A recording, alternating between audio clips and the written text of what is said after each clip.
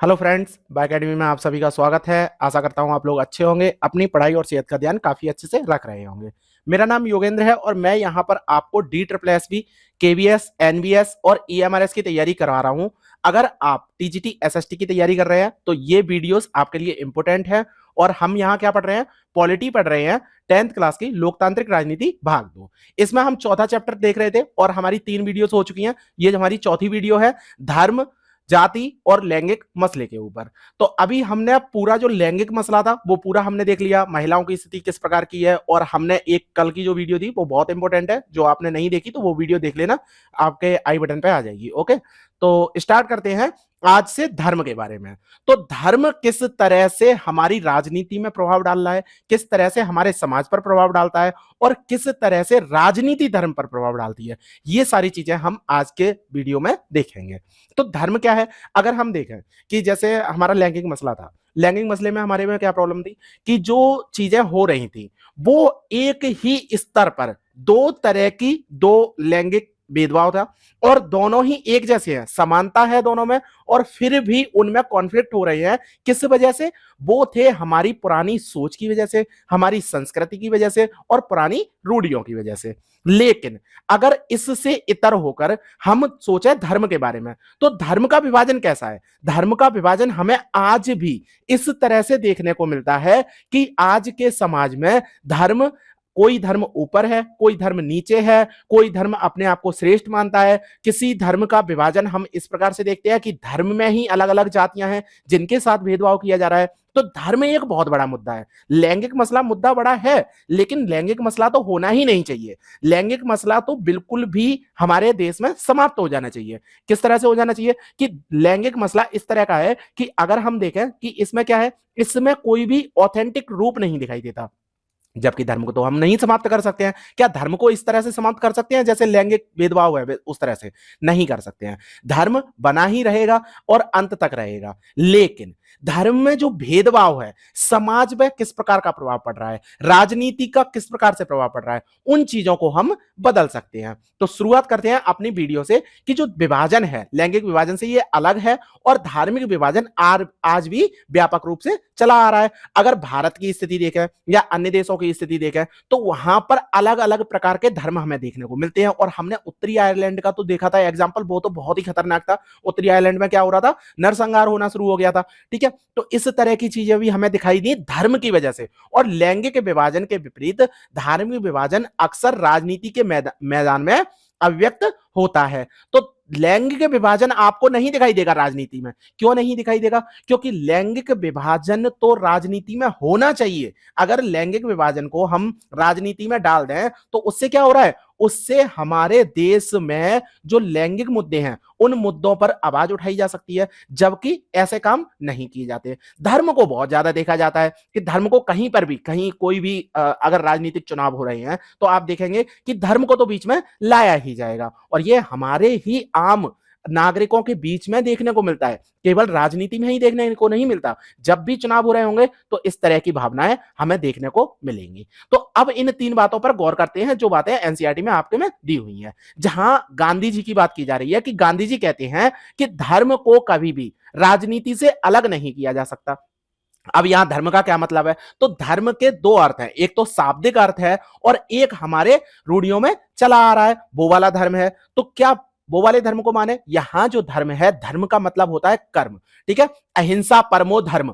तो अहिंसा परमो धर्म जब हम बात करते हैं तो इसका क्या मतलब है? ये हमारा कर्म है। मतलब धर्म जो कर्म के तरह हम देखते हैं उस धर्म की बात कर रहे हैं गांधी जी। यहां हिंदू और मुस्लिम की बात नहीं कर रहे हैं, यहां हमारे नैतिक मूल्यों की बात कर रहे हैं महात्मा गांधी। ठीक है, तो उनका मानना था कि राजनीतिक धर्म द्वारा स्थापित मूल्यों से निर्देशित होनी चाहिए। जो राजनीति है वो धर्म द्वारा स्थापित मूल्यों से होनी चाहिए। अब धर्म के स्थापित मूल्य क्या होते हैं? बहुत से धर्म होंगे जिनमें हमने क्या देखा है, हमने उनमें विभाजन होते हुए तो देखा है, लेकिन बहुत सारी चीजें हैं जो सभी धर्मों में कॉमन है। तो उन कॉमन बातों को अगर आप एक साथ लेकर आइए तो सभी धर्मों में अच्छी अच्छी बातें की गई हैं। झूठ नहीं बोलना चाहिए, बड़ों का सम्मान करना चाहिए, हमें एक दूसरे का सम्मान करना चाहिए, छोटों की बातें माननी चाहिए और हमें बुरे कर्म नहीं करने चाहिए, हमें एक दूसरे को क्षति नहीं पहुंचानी चाहिए। इस तरह की बातें लिखी हुई हुई है ना धर्म में, तो इस तरह की बातों को मानना ही धर्म है, और ये महात्मा गांधी ने कहा। अब अगर दूसरे पॉइंट की बात करें हम,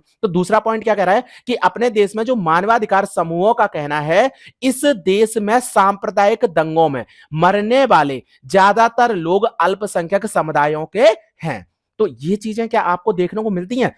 अधिकतर हमें देखने को मिलती हैं कि मान लीजिए सांप्रदायिक दंगा होता है, और सांप्रदायिक दंगे हमने देखे हैं, अपने देश में भी देखे हैं एग्जाम्पल। तो उनमें आपने देखा होगा कि जितने लोग मरते हैं, उनमें जो बातें जिनकी नहीं सुनी जाती हैं, वो कौन होते हैं? वो अल्पसंख्यक समुदाय के होते हैं। और अपने ही देश में नहीं, देश के बाहर भी इस तरह की चीजें हमें देखने को मिलती हैं, और उनकी मांग है कि सरकार अल्पसंख्यकों की रक्षा के लिए विशेष कदम उठाए। क्या हमारे देश में अल्पसंख्यकों की रक्षा के लिए विशेष कदम उठाए जाते हैं? बिल्कुल उठाए जाते हैं, लेकिन फिर भी ये जो चीजें होती हैं, वो किताबी रूप से ज्यादा देखने को मिलती हैं। अगर हम समाज में जाएं, तो समाज में इस तरह की चीजें हमें देखने को नहीं मिलती। एक वक्तव्य है और वो बात कोई कहता है, तो क्या उस बात को रोकने के लिए कोई भी नियम बनाए गए हैं? सोशल मीडिया पर इस तरह की जो बहस होती है, उस बहस में किस तरह के कटाक्ष पैदा किए जाते हैं, और उन कटाक्षों को रोकने के लिए सरकार द्वारा क्या कदम उठाए जा सकते हैं? ये आम नागरिकों की बात है। आम नागरिक जब तक इसमें नहीं आएंगे, तब तक इसे सुधारा नहीं जा सकता। और यही बात है कि सरकार चाहे कितने भी अच्छे नियम बना रहे, लेकिन व्यक्ति में सुधार जब तक नहीं होगा, तब तक हमारे देश में सुधार नहीं होगा।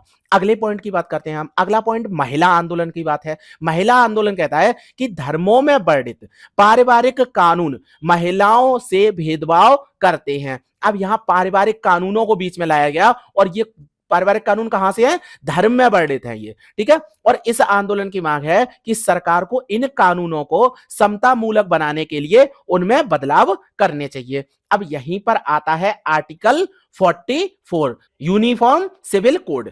तो ये जो कोड था, इस कोड को इसी वजह से लाया गया था कि जो सभी धर्म हैं, इन धर्मों की जो मूल बातें हैं, उन पर सरकार कानून बना सके, उनके लिए एक कानून हो, सभी धर्मों के लिए एक कानून हो, तभी जो धर्म में रूढ़ियां हैं, उन रूढ़ियों को समाप्त किया जा सकता है। लेकिन अभी भी हमारे यहां पर ये वाला जो आर्टिकल है, वो वर्किंग है, अभी इसे कानूनी वैधता नहीं मिली है। ओके, तो इस तरह की बातें आपने देखी कि महिलाओं के साथ क्या चीजें हो रही हैं, धर्म की वजह से हो रही हैं, ठीक है। अल्पसंख्यकों के साथ भी जो भेदभाव हो रहा है, वो धर्म की वजह से हो रहा है। और महात्मा गांधी ने तो धर्म की परिभाषा ही बदल दी थी कि धर्म कर्म है, ना कि जो धर्म आप समझते हैं हिंदू और मुस्लिम है, वो धर्म है, वो धर्म नहीं है। आगे बढ़ते हैं कि जो ये मसले होते हैं, ये राजनीति से बहुत जुड़ जाते हैं, लेकिन हमेशा राजनीति से धर्म का जुड़ना गलत नहीं है। अगर धर्म की अच्छी बातों को, अच्छे विचारों को, आदर्शों को, उनके मूल्य राजनीति में डाले जाएं, तो उनकी भूमिका अच्छी होगी, राजनीति की भूमिका अच्छी होगी, अच्छी चीजें हमारे सामने आएंगी।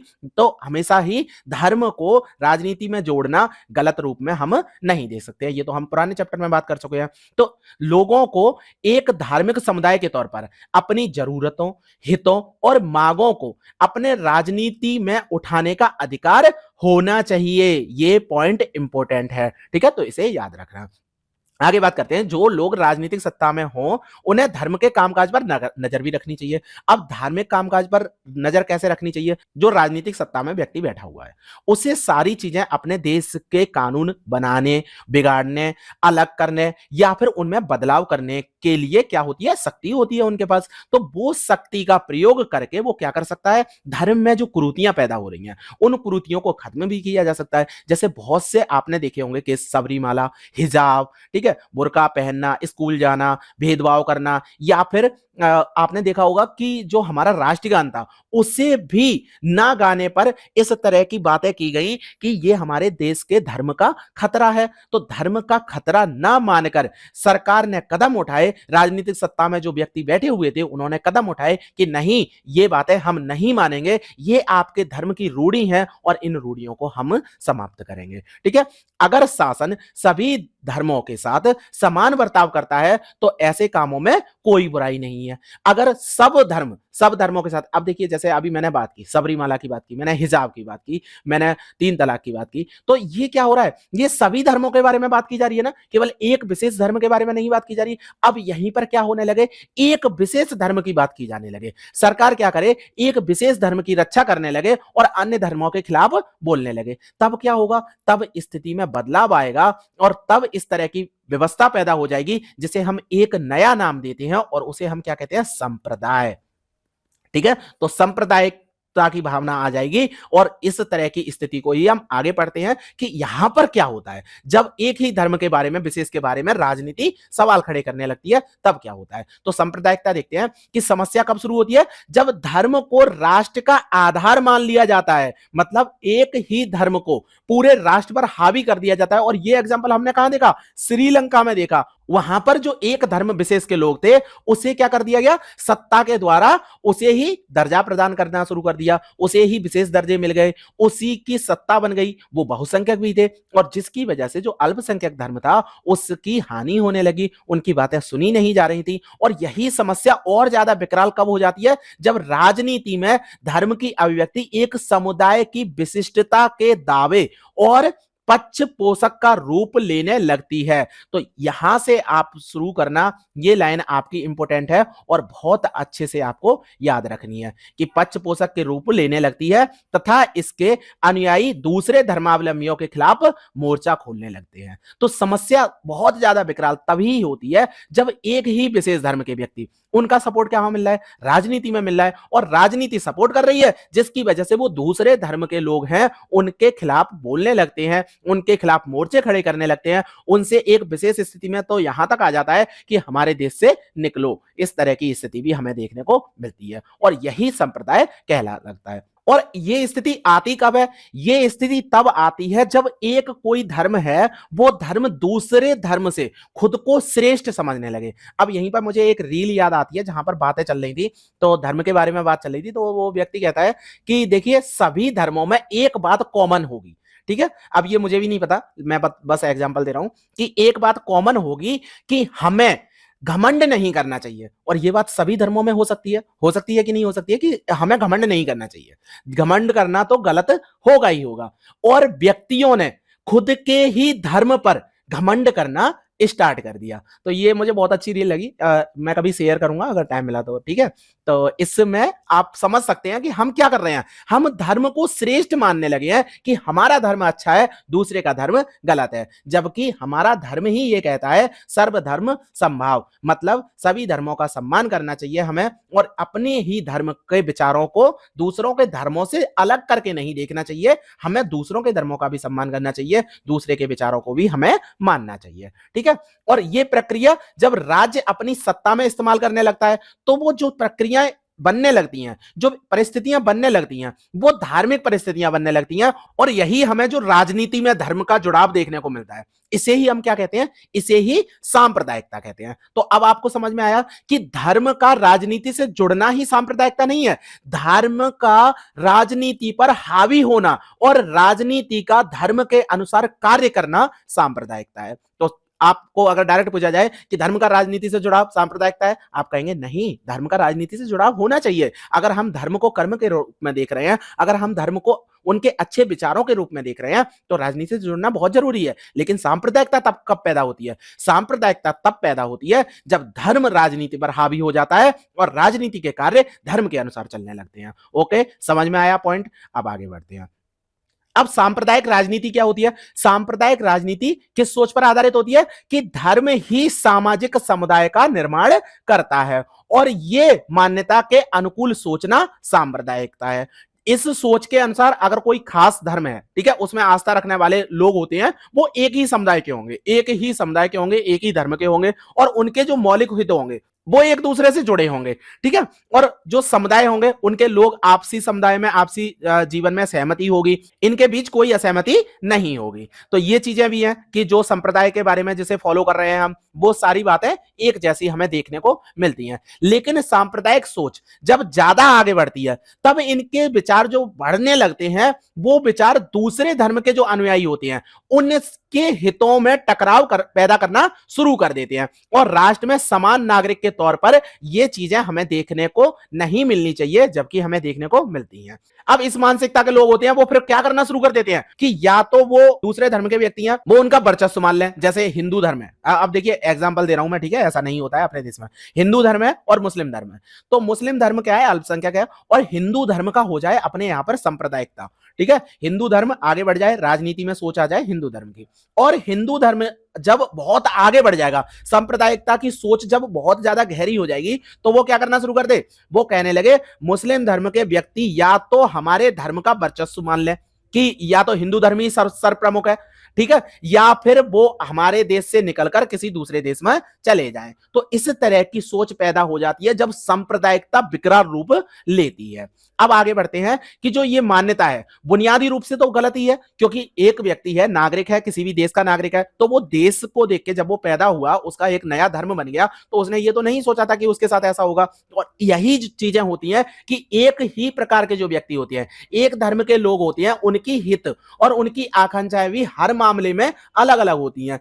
ऐसा संभव ही नहीं है कि उनकी मान्यताएं एक जैसी हो। जैसे मैं आपको एग्जांपल देता हूं कि अगर जैसे मैं हिंदू धर्म को मानता हूं, ठीक है, अब हिंदू धर्म को मानने के साथ मेरी जो नीतियां हैं वो सब हिंदू धर्म के अनुसार चलती हैं, मैं हिंदू धर्म का सम्मान करता हूं। लेकिन एक हमारे पड़ोसी हैं, वो भी हिंदू धर्म का सम्मान करते हैं, और उन्होंने हिंदू धर्म को इतना मान्यता दे दी है कि वो अभी एक कथा करा रहे हैं, ठीक है, 9 दिन की जो कथा होती है वो वाली कथा करा रहे हैं, और उन्होंने वो चीजें लाउड स्पीकर पे बोलना शुरू कर दी हैं।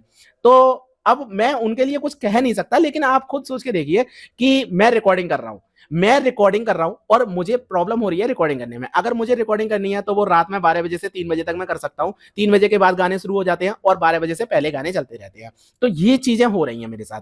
अब क्या मैं भी हिंदू धर्म मानता हूं और वो भी हिंदू धर्म मानते हैं, क्या हम दोनों की आकांक्षाएं, हम दोनों के हित एक जैसे हैं? मेरे हितों से टकराव हो रहा है उनके हितों का, क्या मैं हिंदू धर्म को नहीं मानता? मैं भी मानता हूं। फिर भी इस तरह के जो लाइव एग्जाम्पल है जो आपको देखने को मिल रहे होंगे, किसी का पेपर होता है और उस टाइम पे इस तरह की चीजें चलने लगे, तो क्या होता है, समस्या पैदा हो जाती है। तो उसका मतलब ये नहीं है कि वो हिंदू धर्म के खिलाफ है। और इस तरह की सोच रखने वाले लोग क्या करते हैं, वो दूसरे व्यक्ति को, जैसे मेरी सोच होगी तो मुझ पर ही उंगली उठाना शुरू कर देंगे कि अरे आप हिंदू धर्म के विपरीत हैं, आप हिंदू धर्म को मानते नहीं हैं, इस वजह से आपके साथ ऐसा हो रहा है, आप गलत काम कर रहे हैं, आप हिंदू धर्म के खिलाफ हैं, और मुझे भी उस कटघरे में खड़ा कर दिया जाएगा जहां पर दूसरे धर्म के लोगों को वो मानती है। तो जो सांप्रदायिकता है वो हर तरह से बुरी है। सांप्रदायिकता का रूप जब हावी हो जाता है तो हर तरह से गलत होना शुरू हो जाता है, ठीक है। तो इसी तरह जो अपनी बात कहने वाले का अधिकार होता है, किसी भी व्यक्ति को अपनी बात रखने का अधिकार होता है, तो वो बात रखने के अधिकार को भी छीनने की कोशिश